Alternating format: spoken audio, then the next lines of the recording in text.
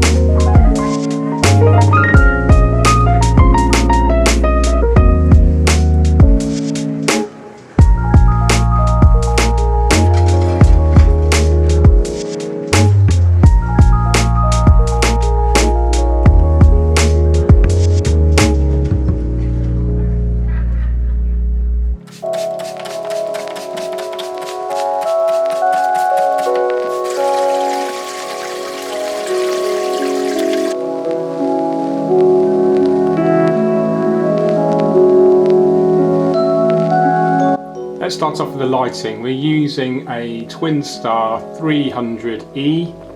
I think this is rated at around about 15 or 20 watts, which is absolutely more than enough for this nano tank.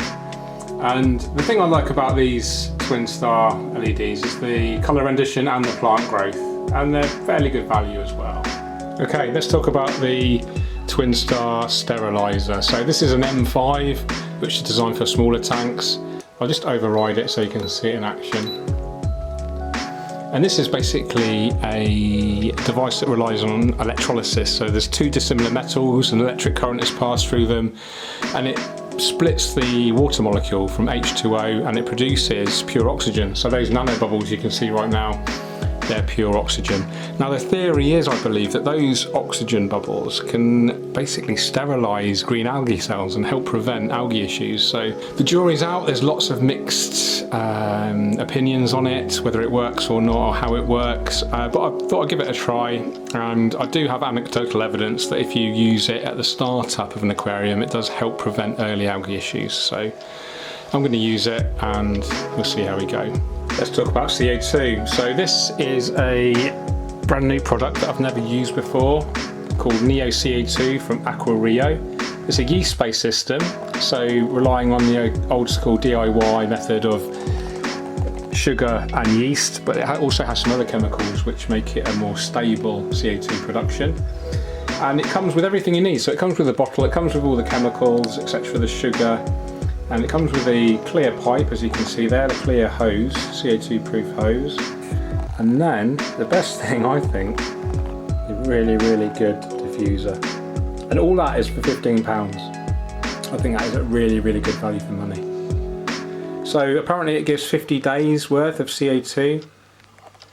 And I just think for £15, that is a really, really accessible and potentially effective way introducing CO2 into your aquarium. Filtration wise, we've got the Eheim surface skimmer, and that's all I'm using. So it's not really acting as a biological filter, but more just for water circulation.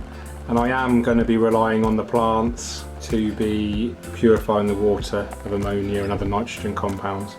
Now, because of that, I've actually got some Amazon frog bit at the top there. That will grow like crazy and also help with nitrogen removal. Hardscape wise, we've got the mini landscape rock. There's actually 4 stones in there, designed to look like 3. Limestone based. I've got a really kind of strong main stone here, as you can see, and then I've supported it with some smaller stones here.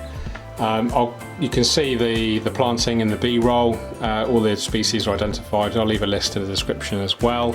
Substrate, which you can see in the B-roll as well, but it's a inert kind of quartz gravel here, and then there's a 1 centimetre layer of the Tropica plant substrate underneath.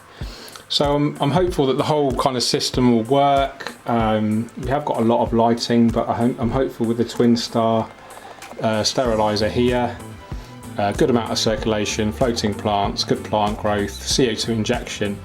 Hopefully we'll be able to avoid algae issues. So right at the front here we've got Eleocharis Mini Tropico 1-2 Grow. That's going to form a solid carpet hopefully. Just behind the Eleocharis we've got some Starogini repens. That's going to kind of act as a mid-ground transition between the rock and the foreground Eleocharis. I've just wedged a little bit of Anubias pangolino in there, just to add an extra bit of colour and texture.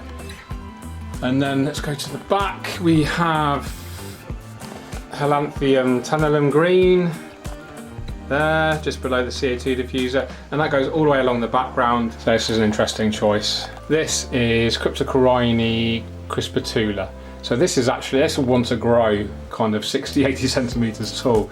The tank's only 30 centimetres tall, so I'm going to have to keep it well pruned. But it should act as a really nice kind of background plant and kind of arch over the scape, and I think look really effective in the longer term. Okay guys, that's it for the video. Hope you enjoyed it. Please give me a thumbs up if you have. Subscribe if you haven't already. I've got a really important question for you. You might be able to guess what it is. What should I put in here? Now I'm thinking shrimp or a Betta or beta or beta, however you pronounce it. So we call them Siamese fighting fish here in the UK. I'm really torn. I don't know, shrimp I think would look great. They're low maintenance, they serve to kind of help avoid algae. But the Bettas, you know, are beautiful fish. But I'm not sure if it would like the bright light and the kind of openness. I do have floating plants in there though, so that might help. I'm really torn guys. Let me know please in the comments, Betta or shrimp. If you're thinking shrimp, let me know what species of shrimp. If you're thinking Betta, let me know what species are better as well. Okay guys, thanks so much for watching. You take care, keep on scaping. Cheerio.